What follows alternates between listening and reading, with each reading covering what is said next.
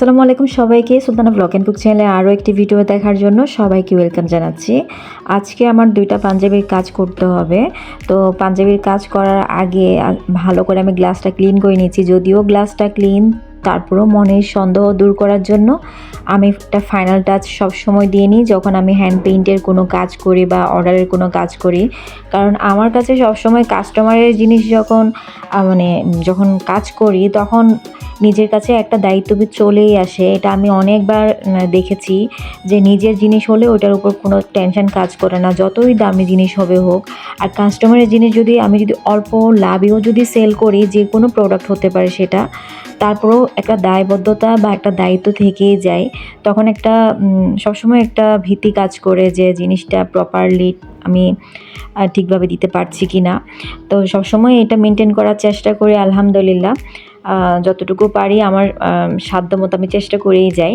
তো যাই হোক, এখানে হচ্ছে আজকে দুইটা পাঞ্জাবি একজনে অর্ডার করেছেন। ওনার একটা হচ্ছে 42 সাইজের পাঞ্জাবি, একটা হচ্ছে 44 সাইজের পাঞ্জাবি। দুইটাই হচ্ছে হোয়াইট কালারের। তো দুইটাই আগে আমি ডিজাইন করেছিলাম, কাস্টমার আপু সেম ডিজাইনে দিয়েছেন, জাস্ট উনি কালার চেঞ্জ করে দিয়েছেন। এই পাঞ্জাবিতে আমি মাধবীলতার একটা ডিজাইন করছি, হয়তো বা এটা মাধবীলতাই হবে, আমি আসলে আমার ফুলের নাম এখন মনে পড়ছে না। যাই হোক, এটা একটা কালো পাঞ্জাবিতে আমি পেন্টিং করেছিলাম। বেশ অনেকগুলো পাঞ্জাবিতে পেন্টিং করেছিলাম, সবগুলো ছিল কালো কালারের বা ডার্ক কালারে ছিল, ব্লু কালারেতেও হয়তো করেছিলাম আমি। তো এবার কাস্টমার আপু চাচ্ছিলেন উনি হোয়াইট কালারের মধ্যে নেবেন। তো হোয়াইট কালারের মধ্যে আমি করছি। আসলে কালার যখন চেঞ্জ হয়, ধরেন কাপড়ের কালার যখন চেঞ্জ হয়, তখন রঙের কালারটাও চেষ্টা করি একটু চেঞ্জ করে দেওয়ার, একটু ভিন্নতা আনার। কারণ কালোর মধ্যে যে জিনিসটা ভালো লাগবে, হয়তো সাদার মধ্যে ওটা ফুটিয়ে তোলার জন্য আমি একটু লাইট কালার বা একটু ডিপ কালার ওইরকম চেঞ্জ করতেই পারি। কারণ যেটা সুন্দর লাগে, আসলে সৌন্দর্যটাই তো আমরা মেন ফোকাস করব, তাই না? এখানে কালারের চেয়েও বড় মুখ্য বিষয় হচ্ছে আমাদের যেটা সুন্দর লাগে যে কাপড়ে, এই আর কি। তো এখানে আজকে আমি পাতার ক্ষেত্রে দুইটা কালার ইউজ করছি, একটা হচ্ছে লাইট সবুজ কালার, একটা হচ্ছে ডার্ক সবুজ কালার। তো এই পাতাগুলো যখন আমি আঁকছিলাম, ইচ্ছে হচ্ছিল এরকম পাতা দিয়ে ভরে ফেলি কোনো একটা কাপড়ে। আর আমার পার্সোনালি আমি যেটা সবসময় মনে করি যে পাঞ্জাবিতে সিম্পল কাজগুলো সবসময় বেশি সুন্দর। অনেক বেশি লতা পাতা দিয়ে যদি কাজ করতে যাই, সেই পাঞ্জাবিগুলো না যে কোনো জায়গায় পরা যায় না। ছেলে মানুষ তো বেশি, এমনিতে ওরা লতা পাতা ফুল এগুলো খুবই কম পছন্দ করে। বিশেষ করে হ্যান্ড পেইন্ট পাঞ্জাবিতে করতে গেলে আমার কাছে মনে হয় সিম্পল জিনিসটা অনেক বেশি ইউনিক লাগে।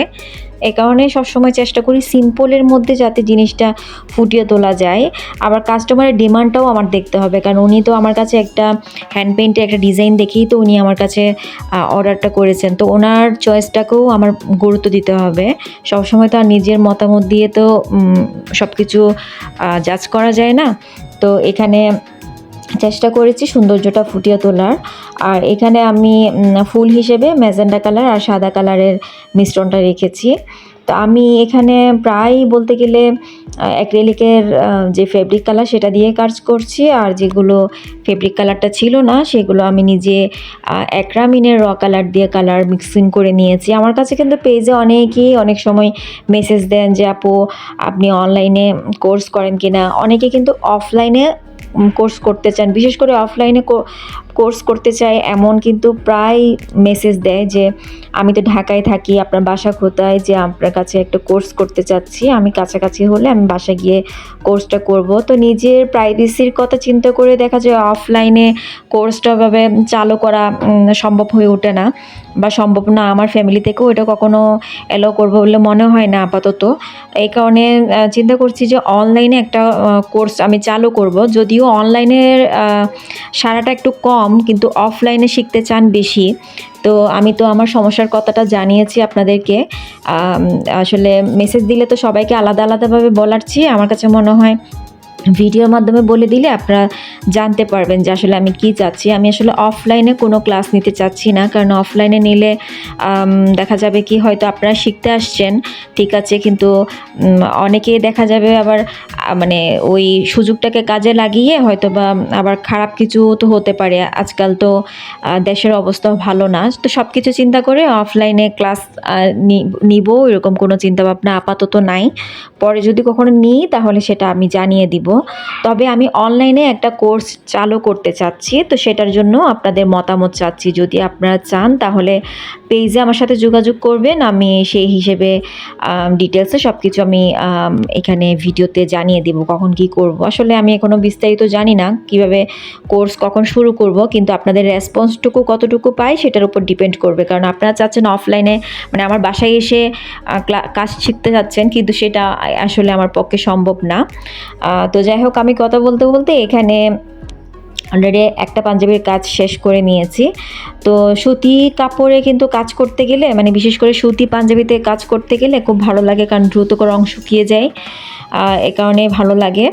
আর যদি অন্য কাপড়ে করতে যাই রং শুকাতেও অনেক ঝামেলা, কাজ করতেও অনেক ঝামেলা, এই আর কি। তো আমি একটা কাজ যখন হয়ে গিয়েছে, আমি প্রায় 30 মিনিটের মতো এটা ফ্যানের বাতাসের নিচে রেখেছিলাম, অলরেডি শুকিয়ে গিয়েছে।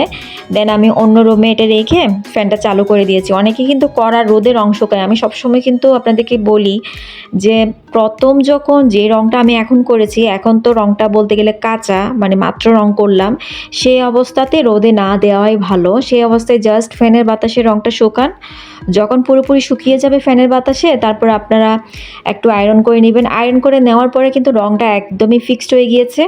তারপর আপনি ধোন রোদে দেন, যাই কিছু ইনশাআল্লাহ রং ফিক্সড থাকবে।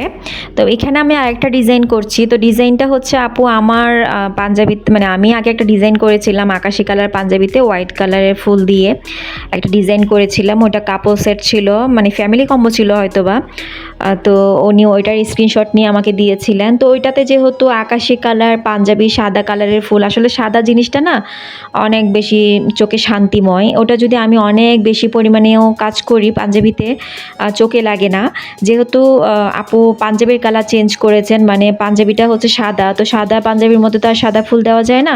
সেক্ষেত্রে আপু বলেছেন যে সাদার মধ্যে মাল্টি কালারের ফুল দিতে। মাল্টি কালার ফুল আবার যদি আমি পুরো পাঞ্জাবি ভরে দিই তাহলে কিন্তু পাঞ্জাবির আসল সৌন্দর্য নষ্ট হয়ে যাবে।